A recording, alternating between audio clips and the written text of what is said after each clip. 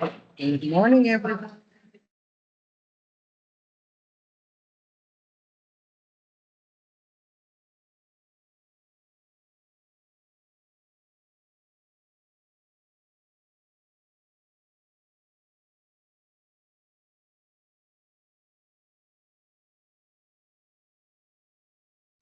Morning, everybody. Good morning. Good morning. Good morning. Good morning.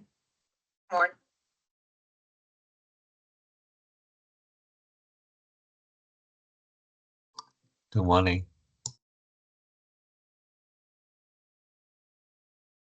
We'll just give everybody another minute or two and then we'll start.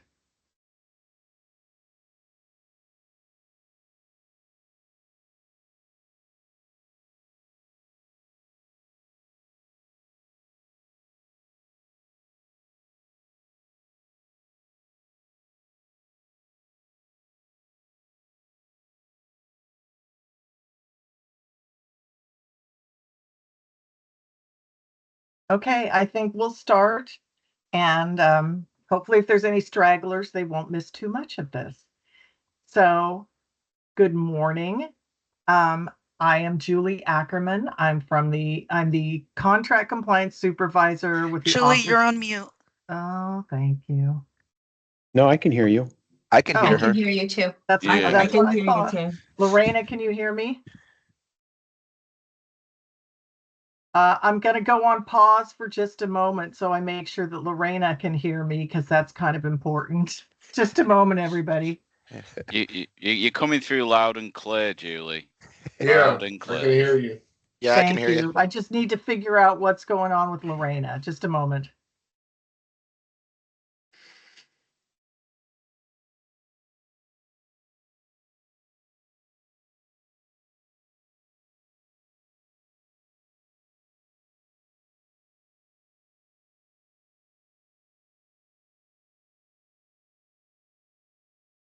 Maybe I should check. Can everyone hear me? Good morning, everyone.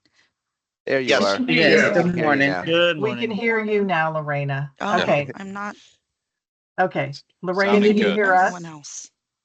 I'm guessing you can hear me. We Yes, can we hear can. you. Yes. Give me a second.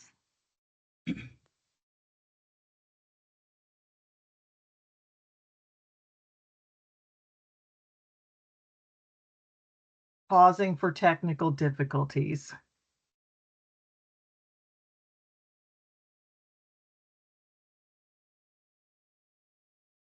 Okay. You're able to hear me. Can anyone unmute, or Julie, are you able to unmute so I can make sure I can Yeah, can you hear me? you? Can you hear me, Lorena? Because I can't seem to hear anyone else. Okay, I'm gonna get out real quick and then get back on.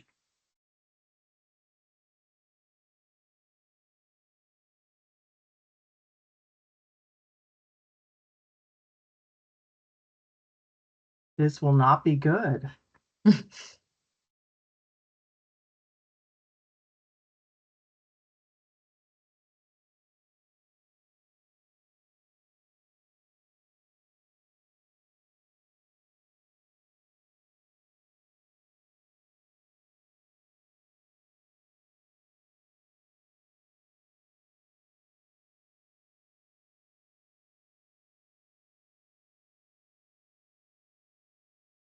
Can you guys hear me? Yes. Yes.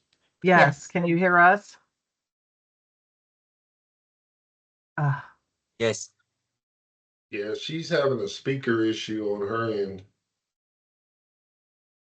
It sounds like. Yeah. I just had my computer cleaned out after this big debacle. And so I'm wondering if maybe something's up with my speakers. But you guys can hear me. I just think it's not on my headset. Let's see. Yeah, I can hear you. Yeah, we can all hear you. Yeah, I think the issue is she can't hear us, and that's the problem.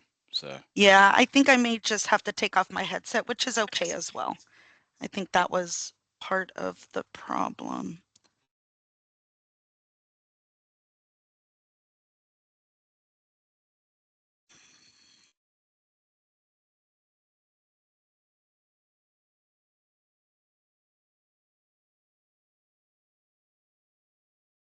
Okay. Can anybody hear me? I can hear you. Okay. Yes. All right. I can hear you, Sorry Lorena. about that. We should be okay all right. now. Okay. Can you put up the presentation, Lorena? Yes. Yes. Okay, thank you.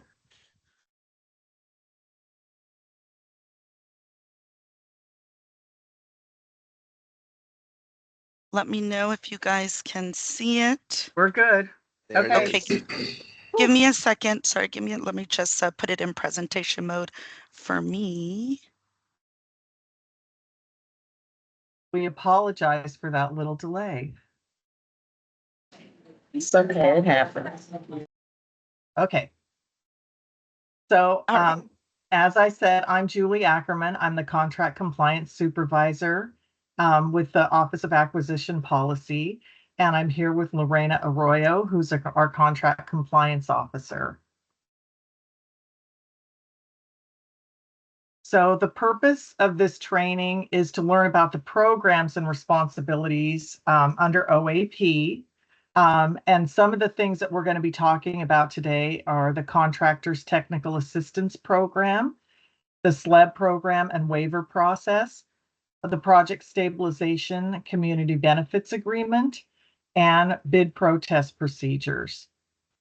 The objective is for participants to have a better awareness of the county's policies and procedures and be aware of the resources that are available to them through OAP. And the goal is to provide support for economic growth and small and local businesses. We will be discussing these 4 specific programs and responsibilities this morning. At the end of each section, we will pause for questions and answers. So we would ask that you hold any questions until then. And then at the end of the overall presentation, we will again take questions. Next slide.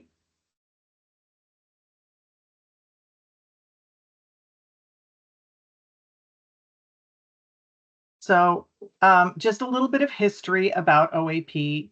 The Office of Acquisition Policy was established in July of 2008 with the transition of the Business and Outreach and Compliance, BOCO, to OAP.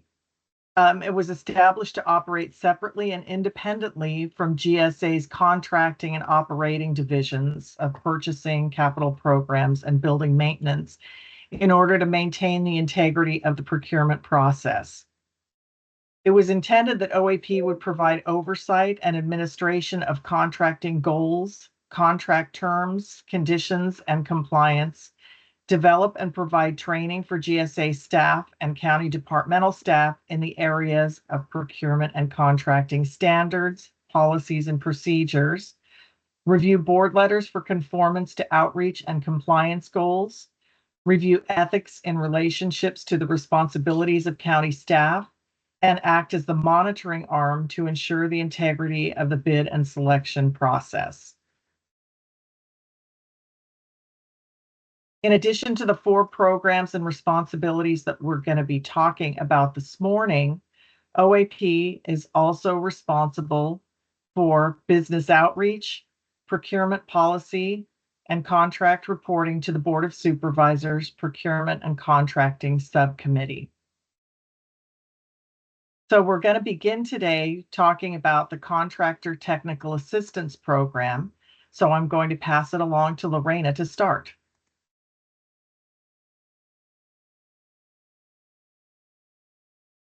Sorry, my keys from advancing are just a little slow today. My apologies. Okay, so good morning, everyone. We're going to first begin with our Contractor Technical Assistance Program, which is also called CTAP. Okay. So the Contractor Technical Assistance Program is a construction resource that is available to local contractors on county projects. Again, this is a construction resource. This is not a requirement that we are requiring any of our vendors to participate in. It's a resource. We currently have a contract with Meriwether and Williams Insurance Services to oversee the CTAP program. CTAP is designed to increase the participation of small, local, and diverse contractors in county construction contracts by providing them with bonding assistance, capacity building, and bid support. Technical assistance helps contractors overcome what can potentially be obstacles for a smaller business, including but not limited to meeting bonding and insurance requirements and establishing strong accounting and business practices. Okay, so in terms of the bonding assistance, construction bonds are required for municipal projects with the value of $25,000 or more as a form of financial insurance that protects both the contractor and the county. CTAP helps small local contractors obtain bid, payment, and performance bonds, increase their bonding capacity for work on Alameda County contracts, as well as with bonding assistance, collateral guarantee up to 40% of contract or $750,000 in collateral, whichever is less. Okay, so some of the bid support services that our CTAP program offers, internal contract administration, financial statements, bonding capacity, certifications such as helping a vendor get SLEP certified or getting a DBE certification. DBE is Disadvantaged Business Enterprise. Or getting registered with the Department of Industrial Relations. Every one of our contractors that works on a construction contract must be registered with the Department of Industrial Relations. Work capacity and growth needs, and as well as bid paperwork. Meriwether and Williams, the county CTAP administrator, they work with an average of 8 to 10 contractors each month to provide bid support services. These services are available at any time to any contractor located in Alameda County. All right, so this is an example of some of the weekly newsletters that our CCAP administrator puts out on a regular basis. So the newsletter usually will cover things like business to business networking. They advertise county and not just county, but also East Bay projects from other partnering agencies. They also share the good work that GSA is doing for small and local businesses. So this is just an example of what was put out a couple months ago, honoring Indigenous Peoples Day and Hispanic Latinx Heritage Month. And you can see some of the items that were in this issue. They have pre-bids for our agency. They also have pre-bids that they were announcing for City of Oakland, Public Works, and also information for City of Berkeley, Peralta, Oakland Housing Authority, things like that. And then we also linked a couple of other newsletters, just in case at another time, if people would like to look through those, you can. Okay, so as part of the advertising process for construction projects, a notice to bidders is sent to newspapers for publication, and the project documents are posted on the GSA website. Meriwether and Williams is notified at that time, so they can include information about the project in their contractor weekly newsletter. I showed you an example of that in the previous slide. And project managers should also invite Meriwether and Williams to any pre-bid conferences that they might have. So this program benefits the county project managers by providing outreach and additional advertisement opportunities for their projects. It also benefits our Alameda County vendors by having access to bonding assistance, capacity building, networking, and bid support services. So this is where we provided a few links. The first link is our website where we have information on the CTAP program. So you're welcome to read more about it on our website. And then the links below that under CTAP newsletters, that's just, again, a few of the most recent weekly contractor newsletters that were put out by Meriwether and Williams.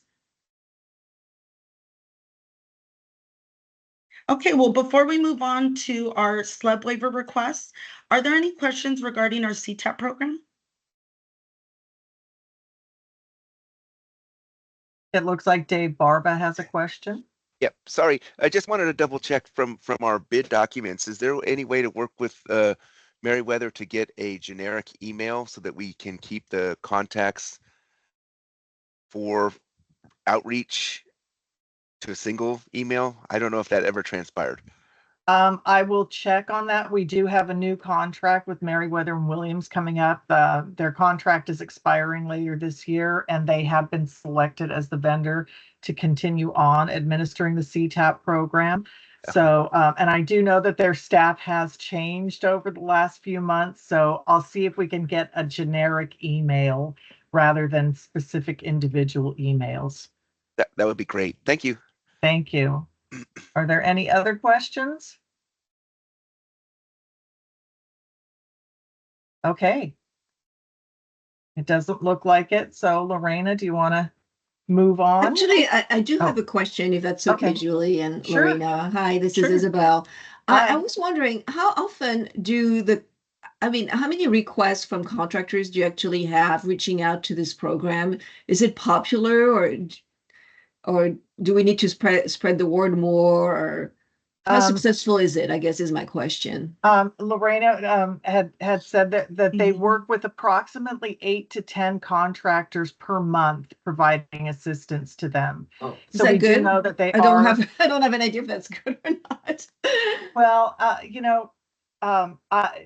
it's kind of hard to quantify. They also do Right. sponsor events with us, and we're going to be Right. talking about those events a little bit later in the presentation. But as you know, they have sponsored a couple events that were pretty well attended. Right. And I'm right, curious because, when we do pre-bid presentations, we of course have the slide that mentions the CTAP Mhm. program, Mhm. but in my experience, we never get any questions on that during the pre-bid presentation. So I'm always a little bit surprised, actually.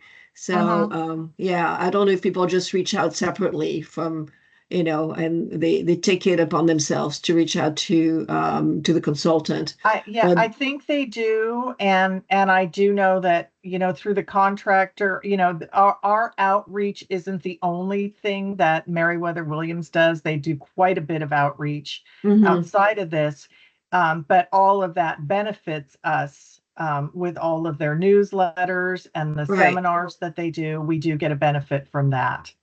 Right. Thank you. Sure. Thanks, Isabel. Okay. If there's nothing further, Lorena, go ahead.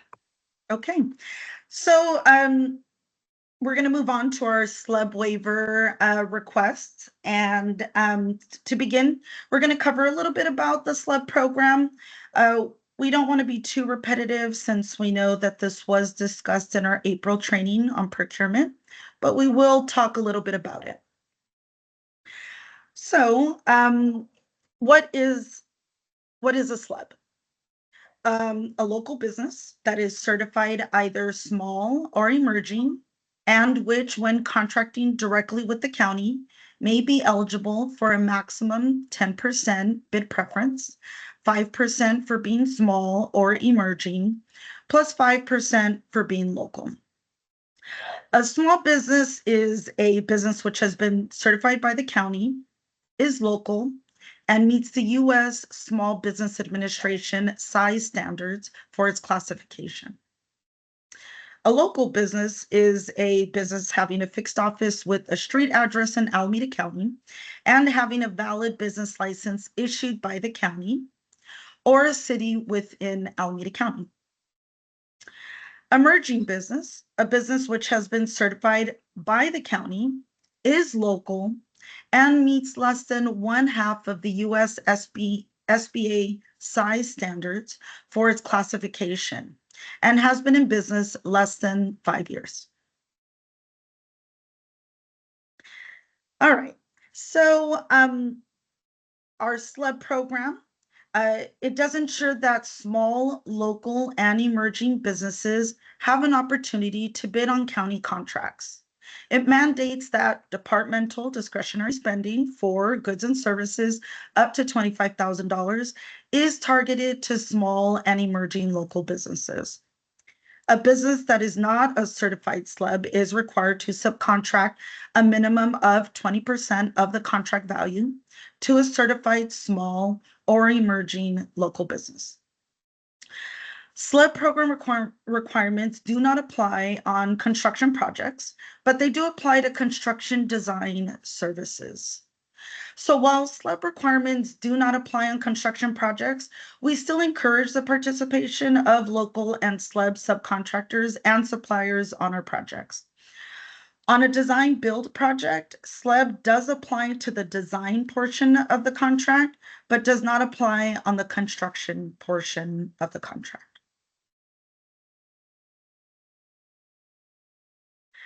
Okay, so is the SLEB program important to the county? Yes.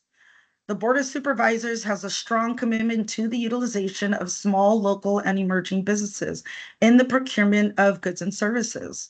The SLEB program is closely monitored. GSA reports to the Board of Supervisors informally on an ongoing basis and formally through quarterly reports to its Procurement and Contracting Policy Committee.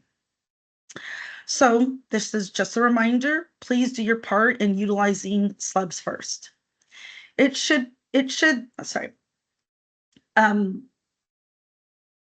again, the board has indicated a commitment to use SLEBs, even if that means goods or services cost more.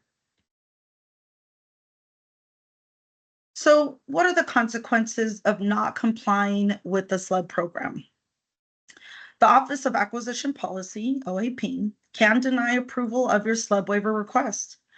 The Board of Supervisors may not approve a contract if it has not met SLEB program requirements. A contractor who has not complied with SLEB commitments may not be eligible for a contract extension. A contractor who repeatedly refuses to comply with SLEB program requirements could potentially be prevented from participating in future contracting opportunities. A contractor who repeatedly refuses to comply with SLEB program requirements or its SLEB commitments are being given repeated warnings. So this is something that we try to make sure that everyone is aware of. This isn't something that we take lightly. Again, these are requirements that our Board of Supervisors mandated. So when is a SLEB waiver necessary? As a result of the county's commitment to advance the economic opportunities of these businesses, departments are required to request at least 2 quotes from SLEB vendors using the county's SLEB database. When the SLEB database has been searched and no vendors can provide the goods or services, or if the quote from a SLEB vendor is $3,000 or 10% more than a non-SLEB vendor, the department will need to submit a SLEB waiver request. So this is where we're going to go into how to actually locate SLEB vendors. Clearly, we want everyone to be successful in meeting the SLEB program requirements. So we think that it's important to make sure that everyone is aware on how to find certified SLEBs using our SLEB database. So we're going to go through some of those steps now. One, and you'll see a couple of images on the slide. Step 1, you're going to go to AlcoHub. And you're going to click on programs, as you can see in the first image at the top. You're then going to click on SLEB program. Step 2, on the right-hand side of the next landing page, you're going to see the image at the bottom, the white image, and you're going to click on Find a Supplier.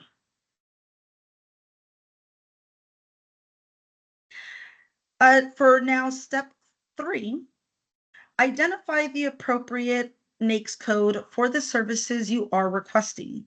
So NAICS stands for North American Industry Classification System. We recommend using this website.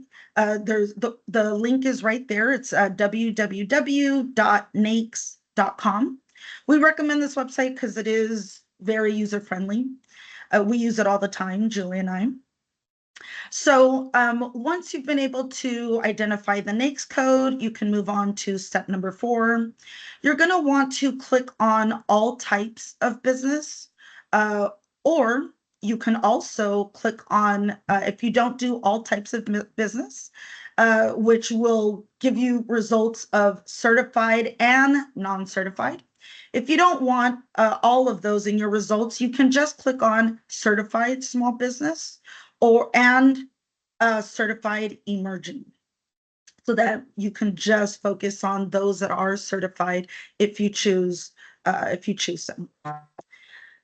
And so for step number 5, this is the box below those on the image to the right. You're going to see service description / NAICS code. So this is where you can add in the NAICS code if you found one that pertains to the services you're looking for, or you can put in descriptive words for the type of SLEB you're hoping to find. And I just wanted to remind everyone that this is really all that needs to be filled out here in order to yield results. So you don't necessarily have to put in city, zip code, AlcoLink supplier ID, things like that. You can just focus on those steps and you will get what you're looking for. Okay, so step number 6. This is what your results are going to look like when they're displayed. Looking at the image to the right. And the good thing is that these can be exported to Excel, which is really helpful. If you selected all businesses, as I discussed in the previous slide under step 4, your results will have a combination of certified SLEBs along with non-certified local. So please remember that only those that state certified small or certified emerging are considered certified SLEBs. We just want to make sure that everyone understands that. So for example, looking at the image on the slide, you can see that the top vendor, American Janitorial Services, on the third column over, bolded in red, you'll see certified small. You'll see their certification number also in red in the next column over. And the one below that, Appleby Cleaning and Restoration, that one also in that same column, 3 columns over, says non-certified local. So non-certified local means that they don't meet the small business standards, but they are considered a local business because they are located within Alameda County. Ideally, we want you to award the contract to a SLEB, but if you're not able to, then your second best option is to award at least to a local business. Okay, so we just reviewed how to identify certified SLEBs, but if you have made every effort to locate and engage a SLEB vendor and have been unsuccessful, you can apply for a SLEB waiver. So this is where we're going to go through those steps on how to apply for a SLEB waiver using our SLEB waiver request system. So again, starting with step number 1, you're going to go back to our ALCO Hub page. You're going to follow the same steps as before. You're going to select programs, and then you're going to select SLEB program. Then similar to the options that you saw previously when looking to enter the SLEB database, below the option for find a supplier, which is what we clicked on previously, you're going to select the option below, which is circled in the image here, and it's called Waiver Request System. So that's what you'll select in order to get into our SLEB waiver system. So I also wanted to mention that there is important information on the landing page for our SLEB waiver request system. You'll see what our what it looks like as soon as you arrive onto that page, the second image below on this slide. But there's information on here that I do want to make sure everyone is reading because it is helpful and it could save you time. So for example, purchases up to $3,000 do not require a SLUB waiver. Very important. We hate for people to waste their time going through this process when you may not have had to if it was 3,000 and below. SLUB waiver number. These SLUB waiver numbers are only produced for requests over $25,000. I know that might be a little confusing. So just wanted to remind everyone of this. You will not get a SLUB waiver number if your amount is for less than $25,000. However, you can always use the SLUB waiver reference number if you need a number for your documentation. Now, when you do get a SLUB waiver number, you should add it to requisitions and board letters when appropriate.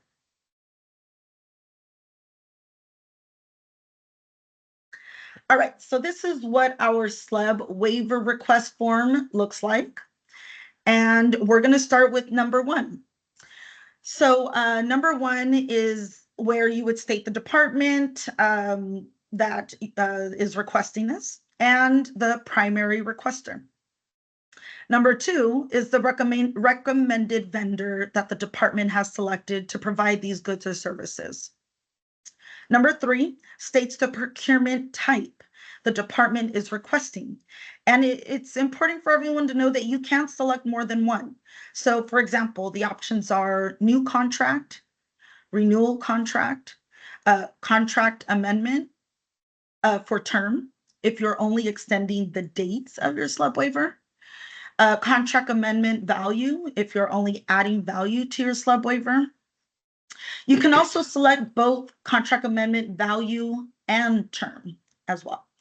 And then there's another option all the way to the right, and that one is for things like vendor name change, if you have a situation like that.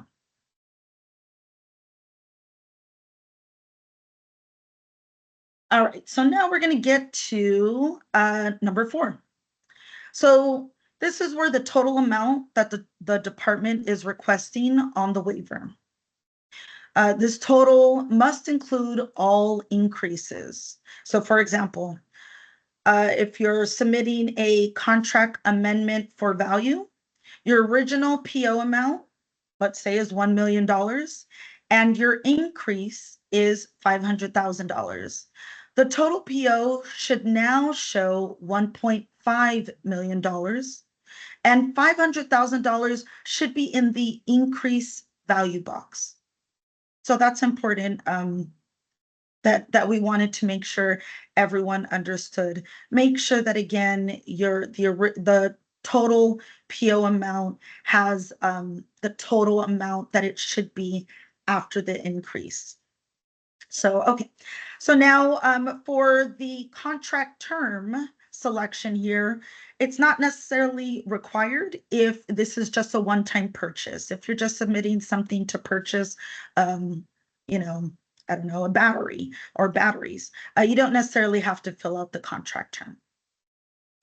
Okay, so number 5, provide a description of the goods and services that you're looking for.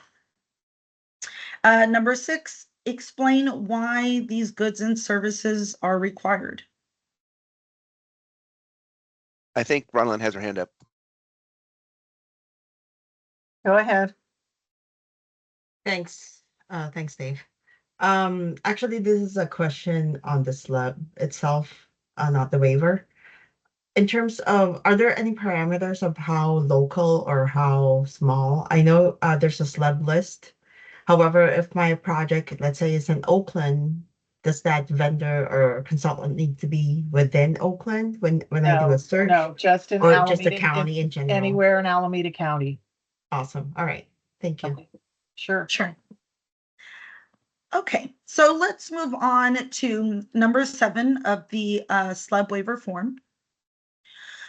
This is where you would put the date that the goods and services are needed. important to know, the date cannot be in the past. The date should be the start of your new PO. Date can also be the date you're submitting the waiver, especially if this is a one-time purchase. Okay, number 8. This is really important. We want to make sure that everyone reads the question for number 8 carefully. The reason why is that this is really what helps us determine whether this slub waiver is justified. So I'm just going to repeat the question, explanation of why the non-slub contractor or a subcontractor is being recommended. So again, please make sure that you're reading the question and you're answering the question in the box below. So for example, the answer in the box in the image here says lowest bid, no slub vendors found. This is a bit of a skimpy answer for us because we really would like to know how you determine that there were no slubs. So this is where the explanation is really important for us. So how can we improve this this response for number 8? We can work on, what was done to help us determine this. So again, it's just important. Please make sure that you do summarize any steps that were taken. Please try not to just say, "Oh, there were no slabs." Oh, look at the attachments. Really help us to explain what you went through to get to this so that we don't have to put the pieces together. It makes it much easier when you've already explained it to us, and then we can just look at supporting documentation later. And we will go into supporting documentation shortly. Okay. Oh, sorry. I advanced too quickly. So I do want to also cover number 9, which is at the bottom of the image. So this is if you have a sole source, then you would check this option. A sole source, just to remind you, is a request for an exemption from county competitive procurement policy or a non-competitive procurement. Okay, so these are the areas that we like to spend a little bit more time on. Number 8 was a big one. Number 10, especially 10A, is really important for a lot of the same reasons that I mentioned for 8. Explain exactly what efforts were made to identify and engage certified slubs. So, for example, you searched the slub database using this whatever NAICS code. That's definitely something we would like to see in the response. Emails were sent to the following slub vendors. See attachments. Another, great detail for us to know that you did send out, let's say solicitations, and you did attach them with your supporting documents. Whatever you do, please don't put NA or that there are no slab vendors available. Again, helping us understand how you came up with that, because we understand that you may do a search in the slab database and that may have been the case. You may have come up with 0 results. That happens. We totally get that. But if you can please explain that in the answer, that's really helpful to us that you did follow the steps of going to our slab database first. You did search using a particular NAICS code. You received 0 results. Please see attachments that show that, that we had 0 results. Great.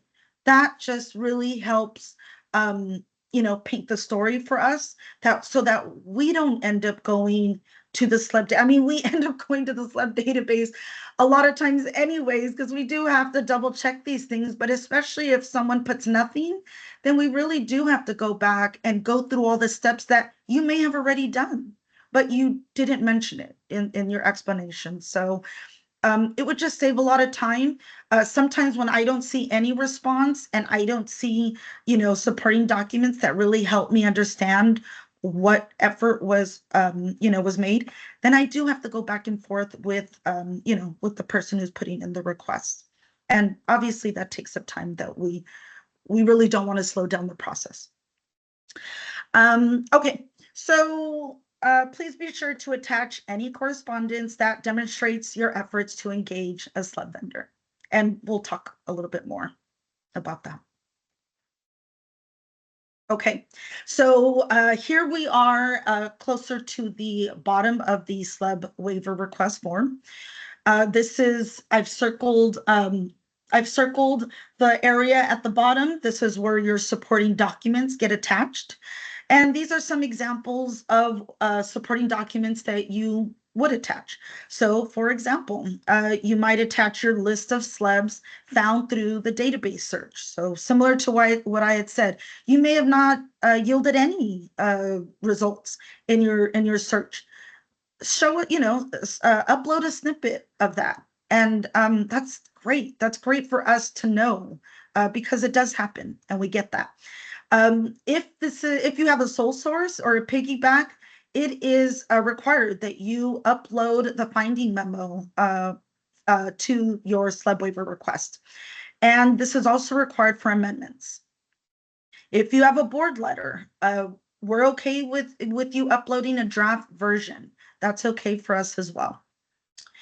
A copy of your solicitation and all responses, meaning what did they respond back to you? Did they say we're not interested?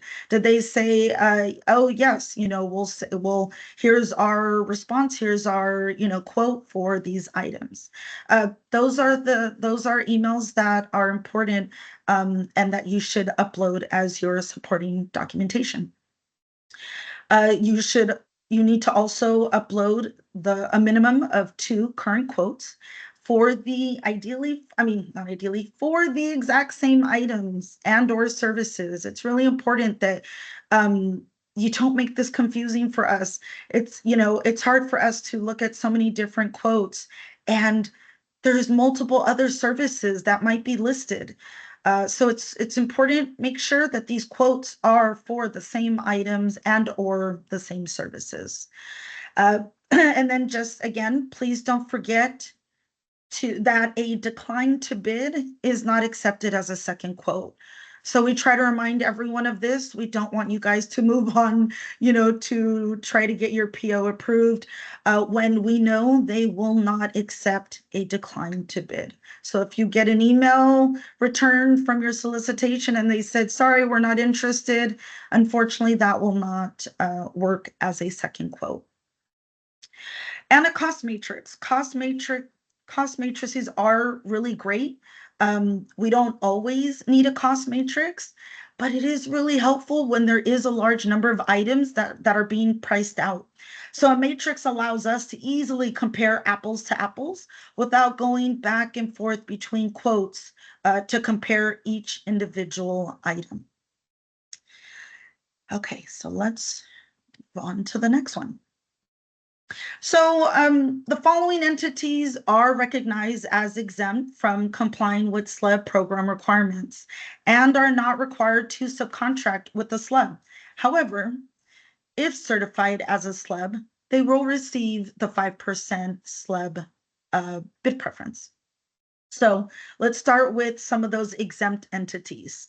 Nonprofits, community-based organizations, CBOs, that are providing services on behalf of the county directly to county clients or residents.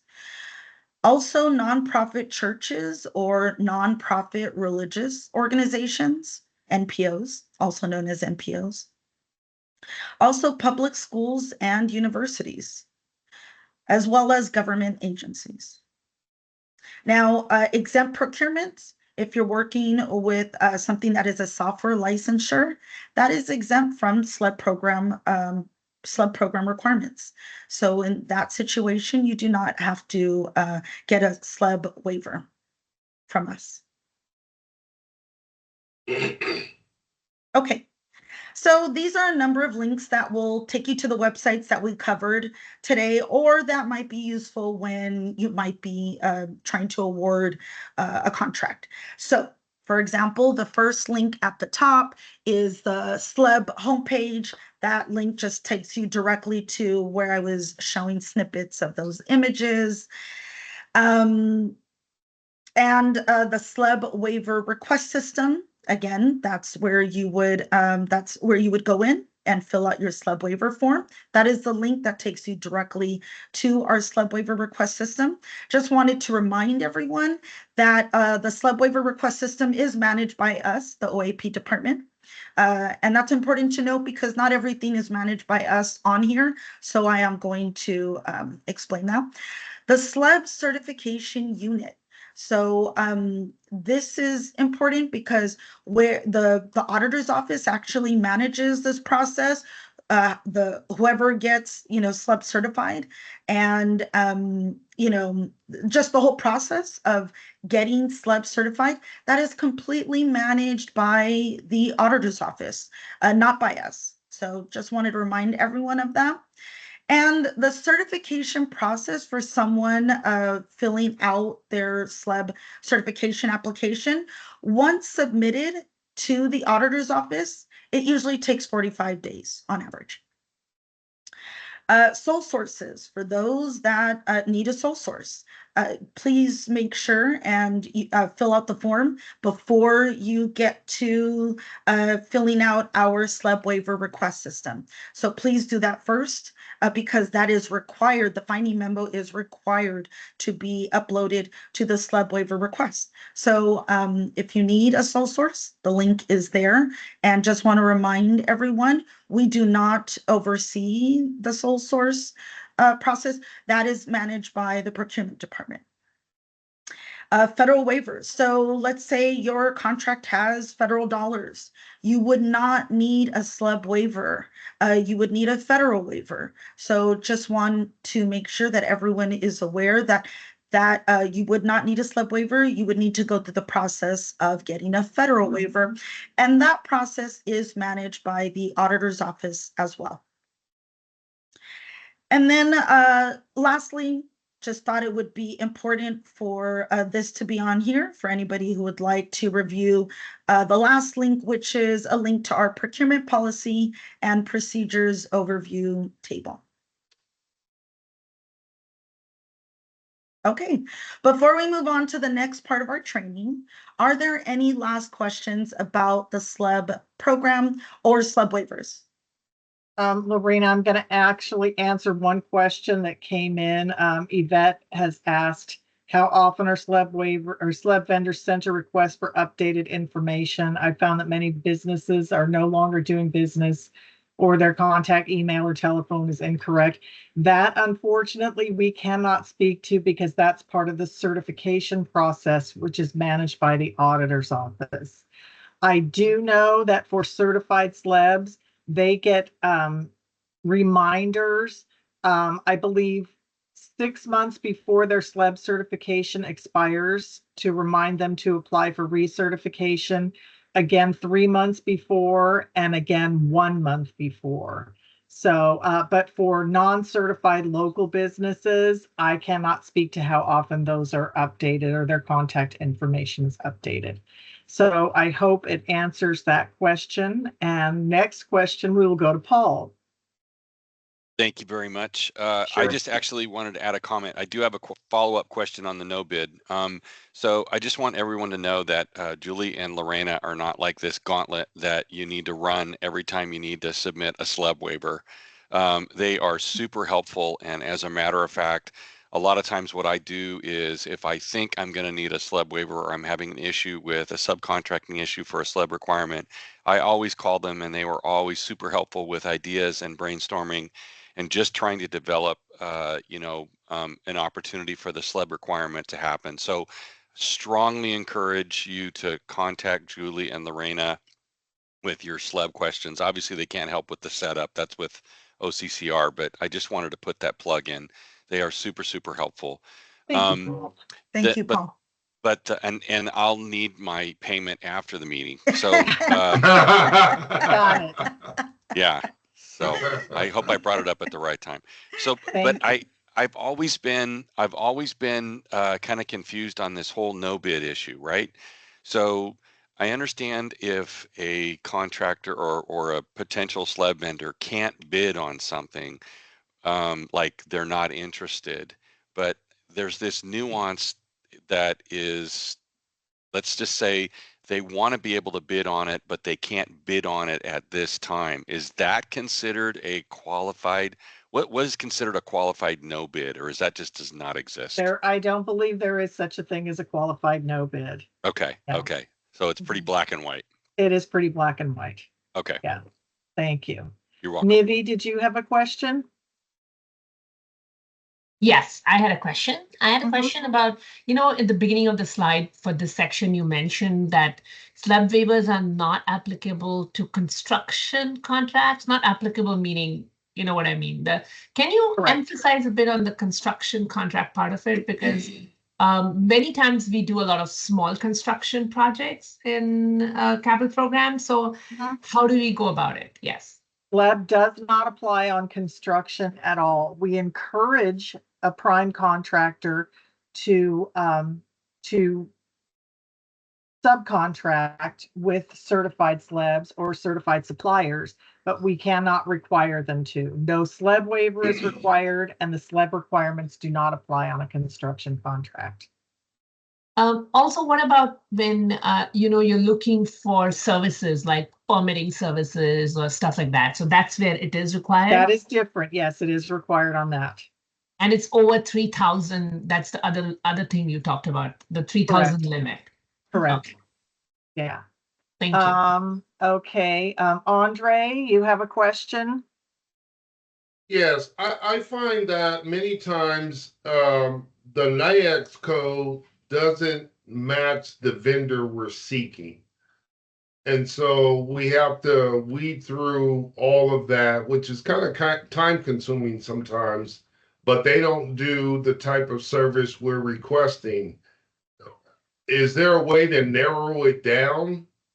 I'm not sure. And are you using the NAICS code search in the SLEB database system, or are you actually going to the NAICS code website? In the database system. Okay, I find the database system very cumbersome, and I can never find what I need in that, which is why we suggested the NAICS code website itself, and that's the link that is provided in the presentation.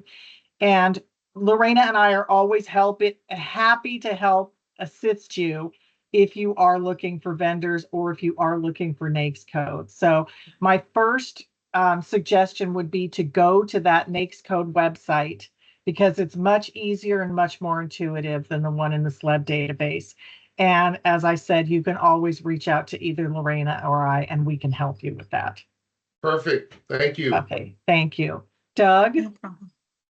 Yes, I know on a couple of our multi-year blanket purchase order requests that required a SLEB waiver for the local vendor that was awarded. It was restricted down to a single year, and I know there was an effort to try to get some of those vendors signed up. I wanted to kind of check and see, has that been successful? Have we been able to get some of them registered, or kind of what's the outcome of that? We actually have had a couple contractors that did register and did become certified slabs. So what Doug is talking about, just so everyone knows, you will, if you request a slab waiver for a local vendor who is not certified, if we feel that it's appropriate, we will approve the slab waiver, but we will also send back to you a request that you reach out to the vendor, since they are local, and ask them or request that they apply for certification, and we send a link to the database. So while we understand that it's not always possible to do business with slabs, if they're a local vendor and they can become certified as a slab, we would like them to become certified as a slab, because then there are less SLEB waivers that we have to issue in the future, and that's one less SLEB waiver that you would have to apply for. Because if you're contracting with a SLEB, then you don't need a SLEB waiver. So, and who else has a question? Ronalyn, did you have a question? No, I sent a link of the NAICS website that you were referring to. I don't know if that's the one. I think that's in the SLEB, that's the one in the SLEB database that is very Okay. difficult to maneuver. We recommend that you Oh. actually go to the NAICS, the NAICS website, because they're much easier to find there. Okay, all right. Okay. And And the you link said is it's in the one. slide, so. Yes, I It's can in the show slide. you. Yes. So the link Thank is you. in the PowerPoint. You're welcome to click on that. But it is in the first slide where we started talking about the how to find a NAICS code. So yeah, feel free to use that one. It's much more user friendly. Thank you. No problem. Any other questions? Thank you, David. Barbara just dropped it in the chat. Oh, great. Thank you.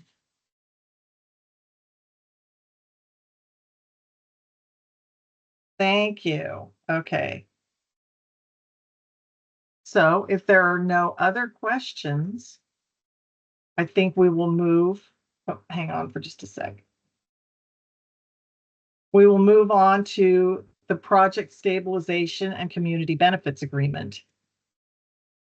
So the Project Stabilization and Community Benefits Agreement, hang on for just a sec, my screens just got mixed up and I need to make sure I'm on the right one.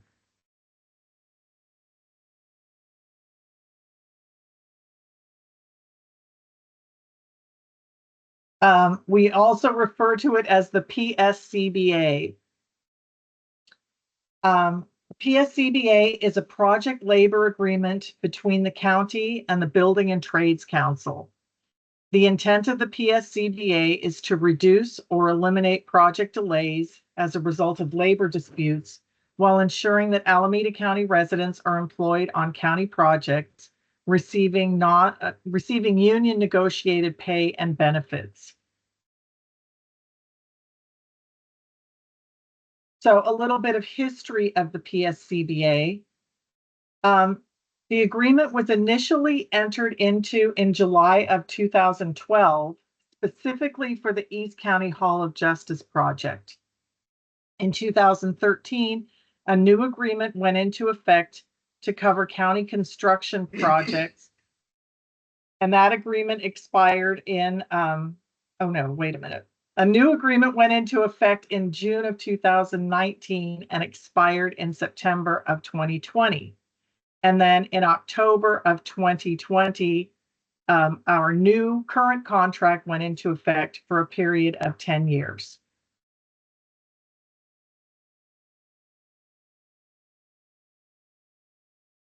So what is covered under the PSCBA? All contracts of $1 million or more are covered on county projects. However, on public works agency projects, only projects with on projects with a value of $1 million or more, only trucking services are covered. But on projects of $3 million or more, all trades are covered.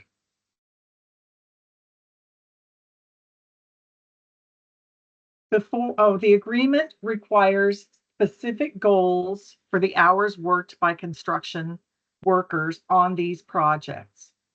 And the goals are a minimum of 40% of labor hours shall be performed by Alameda County residents. 20% of the apprentice hours, 20% of the hours must be performed by apprentices. This should be noted, it is a state requirement. It is not a PSCBA requirement. And of those apprenticeship hours, 40% of the apprentice labor hours must be worked by disadvantaged resident workers, which are Alameda County residents who are unemployed at the start of construction. So while we have very lofty goals in terms of hiring county residents, apprentices, and disadvantaged resident workers, we don't just throw out these goals and expect that contractors will comply with them. There are resources available to them. Our agency has a contract with a PSCBA administrator, DeVilliers Sloan, who, along with its subconsultants, oversees the PSCBA. We also maintain relationships with the Building Trades Council and individual unions. And anytime during a construction project, our consultant can provide a list of disadvantaged resident workers and local workers that are trained, ready, willing, and able to be dispatched to the project. And Julie, I believe we have a question, Isabel. Yes. Thank you. Go ahead, Isabel. This is something I keep wondering, so I figured I'll ask because it's relevant to this slide. So your slide here shows, you need a minimum of 40% labor hours from residents, 20% of apprentice. The apprentice, do they have to be residents of Alameda County, or No, can they be? do not. Okay. No, they do not. 20% of hours have to be performed by apprentices, and of those 20%, 40% have to be by disadvantaged residents. But those then have to be Alameda County residents. Yes. 40% of the 20%, but then 20% of the 40%. You were right. 40% of the 20%. So, okay. So that's like 8% or something total. But so then the 40, I guess what I'm trying to ask is if the apprentice, the 20%, that's part of the 20%, is also an Alameda County resident. So we check both boxes. Yes. Okay. Yes. I guess you have a really big spreadsheet to keep track of that. Yes, we do. You'll see that a little later. Okay. Thank you. Thank you. Okay, we can move on. Okay. So it should be noted that while the Building Trades Council, as well as more than 20 unions, are signatories to the PSCBA, a contractor is not required to be affiliated with a union in order to participate on county construction projects. They still have access to the disadvantaged resident worker job ready list, which dispatches workers from the union halls. However, even if the contractor is not union affiliated, all projects require the payment of prevailing wages. So these are some recent projects that have fallen under the PSCBA. The Highland Hospital K building waterproofing, Doublet Transit Center, Renee C. Davidson elevator modernization. Some of these are completed and some of them are current. There are a couple Santa Rita jobs, including the interior accessibility upgrades, the network infrastructure, and the outdoor reconfiguration and recreation yards. There's a couple BMD projects that have fallen under the JOC contracts, the Santa Rita Jail water line replacement and the Fairmont H building roof replacement. And we're about to start the Social Services Agency 2000 San Pablo tenant improvements project on floors 2 and 3.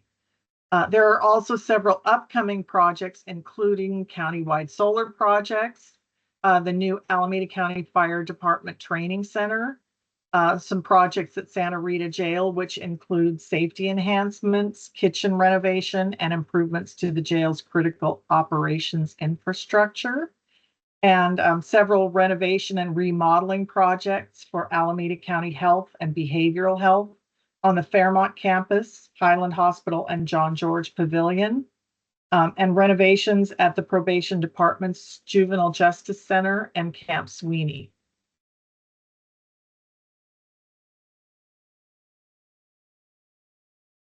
So in order to implement the PSCBA on our projects, it's important that people involved know their roles and do their part to ensure its success. So we'll start with the project managers. If your project has a value of $100 million or more, or if you think there's a chance that bids might come in at over $1 million, you should include information and forms regarding the PSCBA in your contract documents.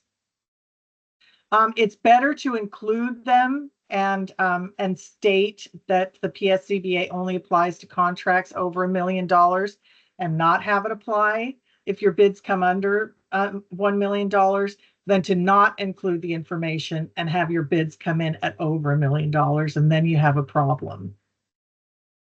So at the time of project award, the project manager should provide the PSCBA documents, the agreement to be bound, and local hiring compliance plan to the prime contractor. These should be sent as part of the contract document package when you send the contract to your contractor.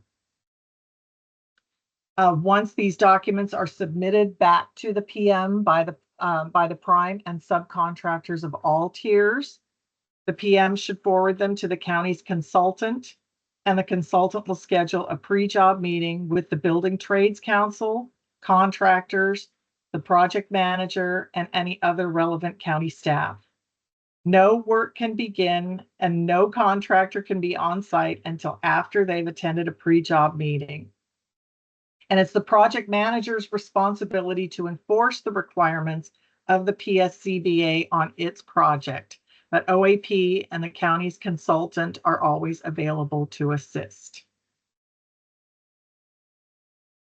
So the contractor obviously has responsibilities under the PSCBA as well. They need to collect and submit to the project manager all the agreements to be bound and local hiring compliance plans from every subcontractor at every tier. And they need to ensure that all those subcontractors of all tiers attend a pre-job meeting prior to starting work on the project. They must be paid prevailing wages and fringe benefits, and they need to submit certified payrolls via Elation systems on a weekly basis. As I said earlier, the county has a contract with DeVilliers Sloan, who is our PSCBA coordinator. And their responsibilities are to confirm that all of the paperwork, all of the agreements and local compliance plans have been submitted from the contractor. They schedule the pre-job meeting prior to the start of any work. They monitor the payment of prevailing wages and fringe benefits. And they also monitor compliance with resident worker, apprentice, and disadvantaged resident worker apprentice goals. They inform the PMs if the contractor is not in compliance with the requirements, and along with OAP, they assist in bringing them back into compliance. A monthly work group meeting is held with the PSCBA coordinators, OAP staff, and Public Works Agency staff to review the status of all projects. And after that, there is a joint advisory council, which includes OAP staff, union representatives, and an at-large community member. And the JAC meets monthly to receive updates from the work group. If a contractor is not in compliance with the PSCBA, they may be required to attend the meeting to present a corrective action plan. And the JAC determines if any disciplinary action will be necessary or will be taken against the contractor. So OAP prepares a quarterly report, and GSA reports on the status of all PSCBA covered projects to the board's Procurement and Contracting Policy Committee. And this is a snapshot of the report that we provided for the first quarter of 2024. So on our covered projects, you can see that there were more than 270,000 hours work performed, and 52% of those hours were performed by Alameda County residents. So we exceeded the 40% goal. 18% of the hours were performed by apprentices, which is a little bit low, but of those apprentice hours, 41% were performed by disadvantaged resident workers. So we do know that we are reaching the PSCBA goals of providing work for Alameda County residents as well as disadvantaged residents. So again, just to reiterate the benefits of the PSCBA, it benefits the county by potentially eliminating labor disputes, and it benefits the community by expanding construction job opportunities for county residents and disadvantaged residents to receive training and a career path that provides excellent pay and benefits. So there are some links and resources. The links that we have provided are for the board letter, which approved the current PSCBA agreement, and a copy of the actual agreement if you'd like to look at it.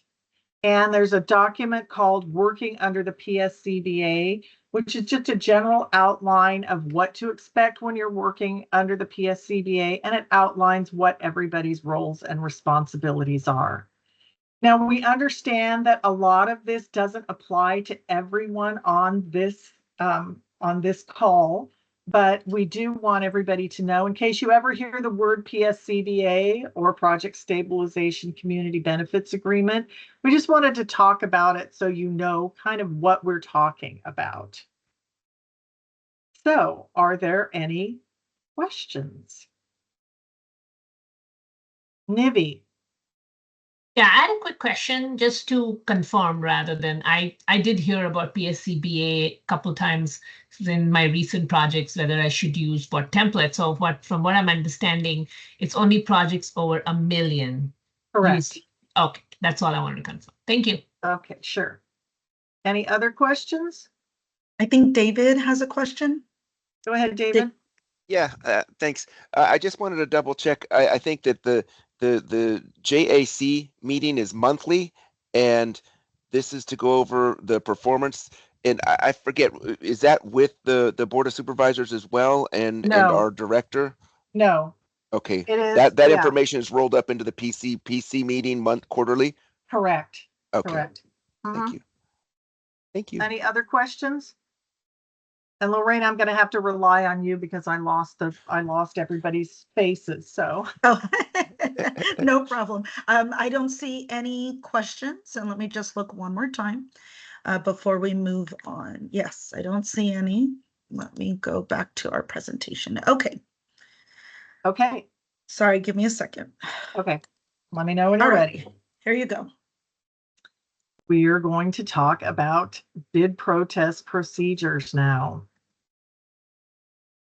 So Alameda County strives to conduct fair, transparent, and competitive bid processes that provide equal opportunities to all vendors. Currently, all bid protests received by GSA are adjudicated by OAP. This includes a review to ensure that the RFP or RFQ and evaluation process adhered to state statutes governing the solicitation and whether local county ordinances, policies, and procedures were followed. The protest and appeals procedure must be included in any RFP or RFQ issued. So the protest procedures must include the timeline for submittal of the protest. And generally, any bid protest must be submitted in writing by 5 p.m. on either the 7th calendar day or the 5th business day following the date of issuance of the notice of intent to award or non-award. And I have seen some RFPs and RFQs that have the 7 calendar day requirement and others that have the 5th business day requirement. You just need to have one of them. And the bid protest must contain a complete statement of the reasons and the facts for the protest.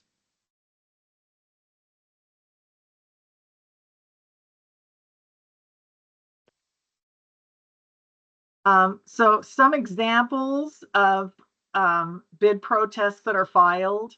A bidder is protesting after they've been disqualified or their bid has been disqualified as non-responsive. Or a bidder's protesting because they had been awarded a past contract, but weren't selected on a subsequent contract or RFP and RFQ. If there are inconsistencies and ambiguities in your bid documents, so you want to make sure, and to the best of your ability, that there are no inconsistencies or ambiguities. And another one are allegations from other bidders that the low bidder was non-responsive. They think they were non-responsive. While each protest that we receive is different, the steps followed for protests are fairly consistent. There is no standard response time to complete the review. The procedures are as follows. This is what OAP does. Upon receipt of a protest, OAP emails a response to the vendor confirming the receipt of the protest. A notice is sent to the GSA or client department who holds the RFP or RFQ, informing them to cease negotiations with the recommended proposer until the protest and appeal process has concluded. Notice is sent to all bidders by the department, notifying them that a protest has been filed and that the contract is on hold until a determination has been made. Once a protest has been filed, all communication between the protester and the county must go through OAP. A request is then sent to the GSA and client department requesting documents related to the procurement and evaluation. And some of the supporting documents that we ask for, they include but are not limited to the RFP or RFQ document and all addenda, a copy of the advertisement and posting documents with the dates, bid proposals submitted by any bidder, any email correspondence between the county contract manager, the client department, and or bidders, and instructions and materials provided to the county selection committee, as well as email correspondence and scoring documents. And copies of the notice of award and or non-award documents. So when reviewing the bid or the supporting documents, what we are looking for is, was the procurement conducted consistent with and following established written policies and procedures? Was the process fair to all vendors and proposers? Were the questions and written responses and clarifications shared with all bidders? Did the scoring by the selection committee members accurately reflect the evaluation criteria as described in the documents? Were all RFP evaluations scored for each proposal?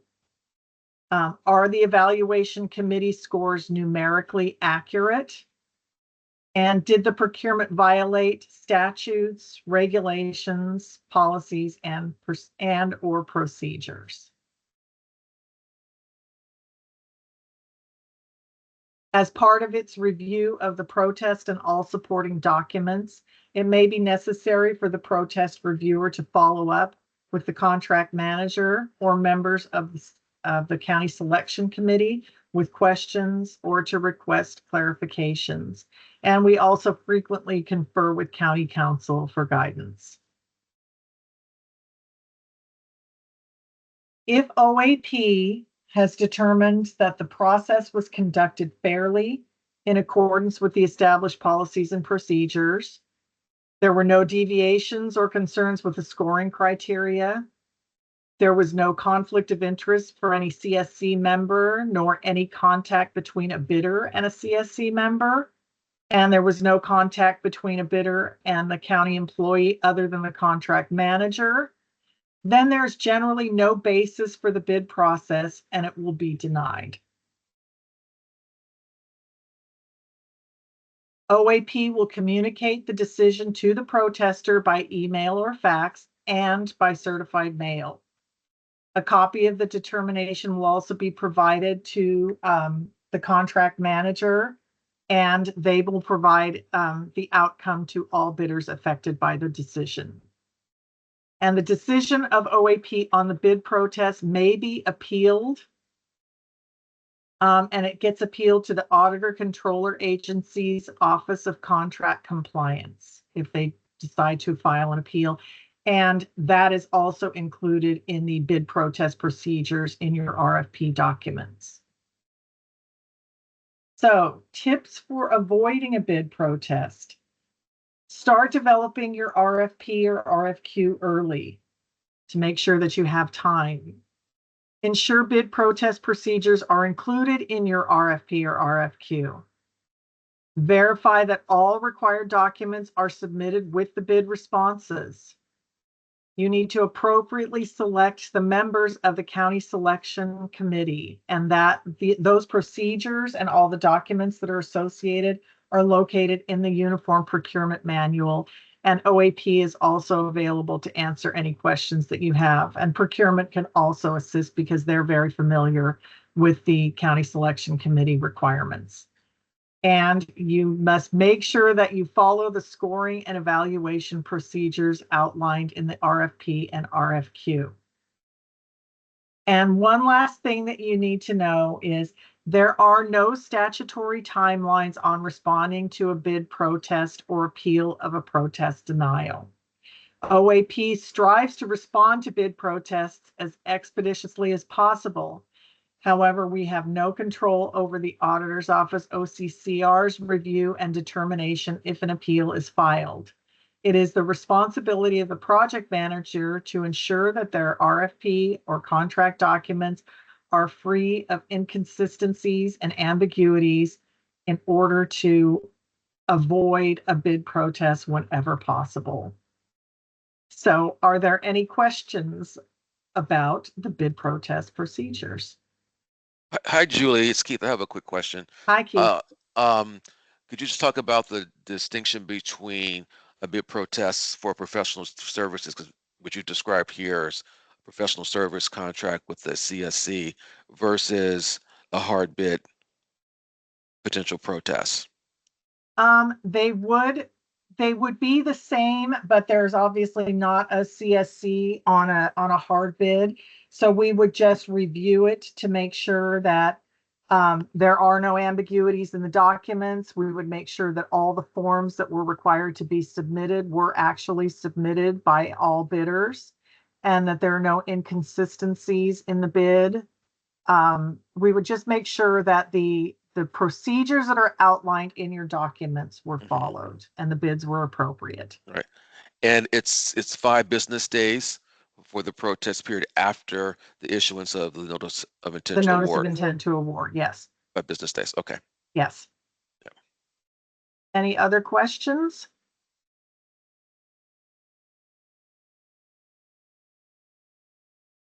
Okay, I'm going to pass it back to Lorena then. All right. Well, Julie and I hope that we have given you an idea and better understanding of some of the programs that OAP is responsible for. In addition to these programs, OAP also provides targeted outreach for specific projects or general upcoming contracting opportunities. We're currently conducting outreach for several large design build projects that are coming up at Santa Rita Jail and the Fairmont campus. We recently held an informational event about the projects to try and partner prime contractors with local and SLEB firms. And that event was attended by more than 100 people. It was really great. Last week, we hosted a SLEB certification event to try and get local vendors certified as SLEBs. We are available to assist in identifying potential SLEB vendors. I know Julie spoke to this earlier. Please contact us at any given time. Our contact information is on this slide. And again, you're welcome to reach out to us if you need assistance with identifying potential SLAB vendors to participate in upcoming procurements or projects. We are also able to assist and answer questions regarding requirements or registration of projects with the Department of Industrial Relations. Again, that's the department that all of our construction contractors need to be registered with if they choose to bid on any of our construction projects. Or if you have any questions or issues with the submission of certified payroll. And so again, here's all of our contact information, as Julie's contact information, my contact information, Eric Berry's contact information. Please know that you can reach out to us at any given time. You can ask us questions before you submit your SLUB waiver request, just as an example, or after you've submitted it. If you have a question about something, you're not sure if you put the right thing in there, we can review it with you. So please don't hesitate. And even if it doesn't have to do with SLUB waivers, please don't hesitate to reach out to us if you have any questions or would like some clarification on any of these items that we discussed. And it Any looks like other- Doug has a yeah. Doug has a question. Okay. I do, and actually it kind of ties in a little bit with what Lorena was saying there. What's recommended as far as the time to reach out for collaboration, as bid documents and, all of that are being developed? When should we potentially engage with OAP? I mean, ultimately we want transparency to be there so that everyone's kind of aware of bids that are going out and all of that. What's the recommendation you have for kind of the project managers here that are developing documents?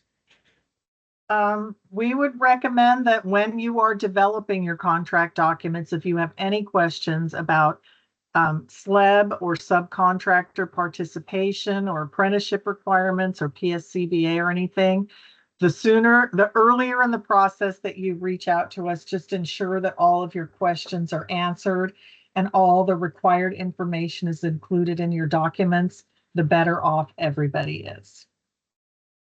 And could I just add to that, Julie? Sure. For anybody that might need, an outreach event similar to the one that we just put on, that I was just discussing, definitely months in advance is ideal. 3 to 6 months would be ideal. Again, that just allows us to get the information out there, to do outreach to all the vendors in our database, to reach out to our partner agencies, to forward our project documents to their contractors and vendors. So for an event like that, really the sooner the better for us, because it just gives us the opportunity to get that information and to keep following up to make sure that, if they did say they're going to attend, that they're reminded of our event. And usually that just really helps to set us up for success, for a good attended event. Okay. So if I can just mention for ahead. a second, I want to personally thank Julie and Lorena for doing a really great job with the presentation today. They've been working on this for weeks, and it covered a lot of material. And, as Paul mentioned, a lot of the work in OAP is about compliance, county policy, public contracting code, and it's not easy work, So like I said, I just want to take a moment to really thank them. We had a lot of turnover last year, and so I'm really happy to have some stability on this team, and they're just really wonderful, customer service oriented. So definitely work with them, reach out to them. They're always happy to help. So like I said, just want to say thank you again. Thank you. Thanks. Thank you. Hey guys, could you guys share this deck? I just looked in my invite and it's not the right attachment. Yeah, we've updated a little bit since that went out. I will provide it to Teresa and have her get it out to everybody. Okay, awesome. Nice job, guys. Thank you. Thank you very much. Thank you. Well, if there are no other questions, we will let everybody go and continue with the rest of your day. Have a great day, everybody. Thank you very much. Thank you. Much appreciated. Thank you. Bye. Thanks very much. Thank you. Bye-bye. Thank you.